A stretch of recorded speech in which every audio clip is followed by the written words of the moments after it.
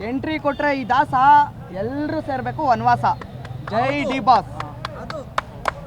ಮೊದಲನೇ ಬಾರಿಗೆ 90 ಅಡಿ ಕಟೌಟ್ರು ನಿಲ್ಸಿರೋದು ಅಂತಂದ್ರೆ ದರ್ಶನ್ ಸರ್ದು. ಆಗಿನ ಕಾಲದ ರಾಜ್ಕುಮಾರ್ ಅವ್ರದ್ದು ನಿಲ್ಸಿದ್ರು. ಅರೆ ನಮ್ಮ ಜನ್ರೇಷನ್ಗೆ ಇರೋದು ದರ್ಶನ್ ಸರ್ದು ಒಬ್ರದ್ದೇ. ತುಂಬ ಖುಷಿ ಆಗುತ್ತೆ. ತುಂಬ ಹೆಮ್ಮೆಯಿಂದ ನಾವು ಕಾಟೇರ ಸಿನಿಮಾನ ನೋಡೋಕೆ ಬಂದಿದ್ದೀವಿ. ತುಂಬ ಅಪೇಕ್ಷೆ ಇಟ್ಕೊಂಡು ಬಂದಿದ್ದೀವಿ. ಬಾಸ್ ತುಂಬ ಚೆನ್ನಾಗಿ ಮಾಡಿರ್ತಾರೆ ಅಂತ ಆಸೆ ಇಟ್ಕೊಂಡು ಬಂದಿದ್ದೀವಿ. All the best for Kaatera movie.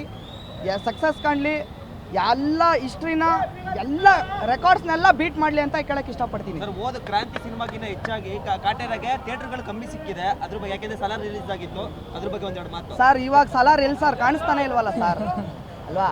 ಕಾಟೇರಾನೇ ಎಷ್ಟು ಥಿಯೇಟರ್ ಕೊಡ್ಲಿ, ಕನ್ನಡದಲ್ಲಿ ಕನ್ನಡ ಅವರೇ ನಮ್ಮ ಭಾಷೆ ಎಲ್ಲಿದ್ರು ಬಂದೇ ಬರ್ತಾರೆ. ಯಾವತ್ತು ನಮ್ಮ ಭಾಷೆ ನಂಬರ್ 1 ಕರ್ನಾಟಕದಲ್ಲಿ ಬಾಕ್ಸ್ ಆಫೀಸ್ ಇರ್ತಾನೆ. ಅವರೊಬ್ಬರೇ ದೇಶಕ್ಕೆ ಬೇಕು ರೈತ, ದೇಹಕ್ಕೂ ಬೇಕು ರೈತ, ಹಂಗೆ ನಾಡಿಗೂ ಬೇಕು ಈ ದಾಸ.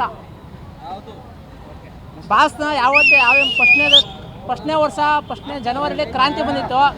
ಇವಾಗ ಕೊನೆ ಡಿಸೆಂಬರಲ್ಲಿ ಕಾಟೇರ ಬಂದಿದೆ.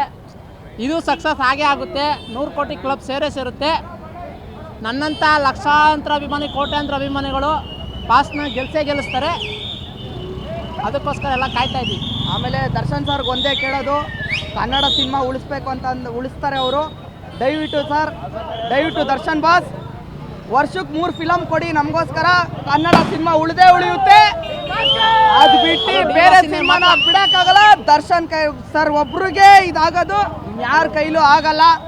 ದಯವಿಟ್ಟು ವರ್ಷಕ್ಕೆ 3 ಫಿಲಮು ದರ್ಶನ್ ಸರ್ ಮಾಡಿದ್ರೆ ಥಿಯೇಟರ್ ಓನರ್ಗಳು ಉಳಿತಾರೆ, ಪ್ರತಿಯೊಬ್ಬರು ಪ್ರೊಡ್ಯೂಸರ್ ಉಳಿತಾರೆ, ಡೈರೆಕ್ಟರ್ಸ್ ಉಳಿತಾರೆ, ಅವರು ಉಳಿತಾರೆ, ನಮ್ಮಂಥ ಅಭಿಮಾನಿಗಳೆಲ್ಲ ಉಳಿತಾರೆ. ಬೇರೆ ರಾಜ್ಯದಿಂದ ಬಂದು ಇಲ್ಲಿ ಸಿನಿಮಾ ಮಾಡೋರಿಗೆ ದಯವಿಟ್ಟು ಚಾನ್ಸ್ ಕೊಡೋಕೆ ಹೋಗಬೇಡಿ. ಯಾವತ್ತಿದ್ರು ಕನ್ನಡ ಬೆಳೆಸಿ, ಕನ್ನಡ ಉಳಿಸಿ ಅಂತ ಹೇಳ್ತೀನಿ ಅಷ್ಟೇ.